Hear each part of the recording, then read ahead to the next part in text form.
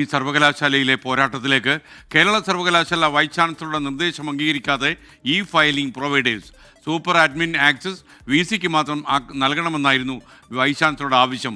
അത് അവർ തള്ളി. Digital filing പൂർണ്ണമായി തൻ്റെ നിയന്ത്രണത്തിൽ വേണമെന്ന ആവശ്യമാണ് വൈസ് ചാൻസലർ ഉയർത്തിയത്. അത് അപ്പാടെ അവർ തള്ളിക്കളഞ്ഞു പ്രൊവൈഡേഴ്സ്. സലീം മാലിക്ക തിരുവനന്തപുരം വിവരങ്ങളുമായി ചേരുന്നു.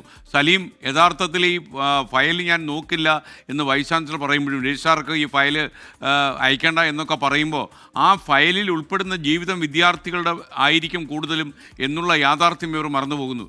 പണ്ട് കുട്ടികളുടെ കാര്യത്തിൽ മത്സരം ഉണ്ടായപ്പോൾ ഒരു രാജാവ് പറഞ്ഞു കൊടുത്തില്ലേ കുട്ടിയെ വലിച്ചു കീറി എടുത്തോളാൻ.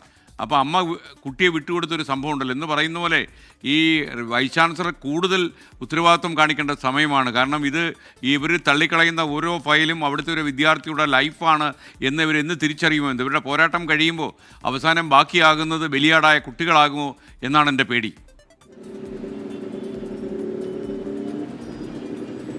ഉറപ്പായും ഈ സർവകലാശാലയിലെ അത് അങ്ങേയറ്റം നാണം കെട്ട രീതിയിലേക്ക് മാറുന്നു എന്നുള്ളതാണ്. അത് സൂചിപ്പിച്ചതുപോലെ തന്നെ വിദ്യാർത്ഥികളുടെ ഭാവി വെച്ച് പന്താടുകയാണ് ഇരു കൂട്ടരുടെയും അങ്ങോട്ടും ഇങ്ങോട്ടുമുള്ള ചക്കളത്തിപ്പോര് എന്നുള്ള കാര്യത്തിൽ ഒരു തർക്കവുമില്ല. അതിൻ്റെ ഏറ്റവും ഒടുവിലത്തെ ഉദാഹരണമാണ് ഈ ഫയൽ ഞാൻ നോക്കും അതല്ല ഞങ്ങൾ നോക്കും എന്നുള്ള പരസ്പരമുള്ള പോര്. അതിൻ്റെ ഏറ്റവും ഒടുവിലെ നിലപാടാണ് ഈ VCA ഇപ്പോൾ അംഗീകരിക്കാതെ ഈ ഫയൽ പ്രൊവൈഡർമാരുടെ നിലപാട് കൂടിയാകുന്നതോടുകൂടി ആ പോര് മറ്റൊരു തലത്തിലേക്ക് കടക്കുകയാണ്. കഴിഞ്ഞ ദിവസം VC ചുമതലപ്പെടുത്തിയ രജിസ്ട്രാർ മിനി കാപ്പന് ഈ ഫയലുകൾ അയക്കണമെന്നൊരു നിർദ്ദേശമുണ്ടായിരുന്നു. പക്ഷേ അത് നടപ്പിലായില്ല. പകരം KS അനിൽകുമാറിന് തന്നെ ഫയലുകൾ അയക്കുമെന്നുള്ളൊരു തീരുമാനത്തിലേക്കായിരുന്നു ഈ പ്രൊവൈഡർമാർ എത്തിയിരുന്നത്.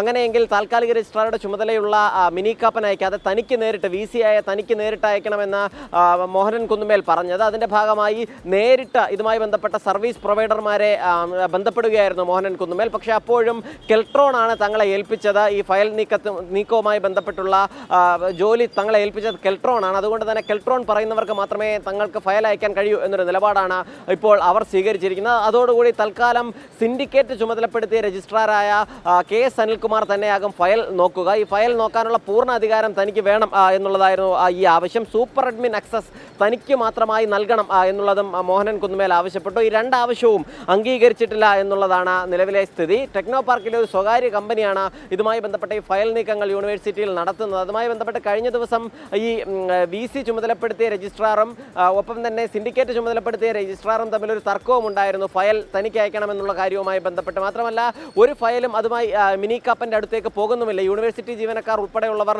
അയക്കുന്ന ഫയലുകളെല്ലാം KS അനിൽകുമാറിൻ്റെ ഭാഗത്തേക്കാണ് പോകുന്നത്. അങ്ങനെ ആ വിഷയത്തിൽ മിനി കാപ്പൻ യൂണിവേഴ്സിറ്റിക്കുള്ളിൽ കൂടി കൂടുതൽ ഒറ്റപ്പെടുന്ന സാഹചര്യത്തിലായിരുന്നു VC നേരിട്ടിടപെടുകയും നേരിട്ട് താൻ ഫയൽ നോക്കാമെന്നുള്ള നിലപാടിലേക്ക് എത്തുകയും ചെയ്തത്.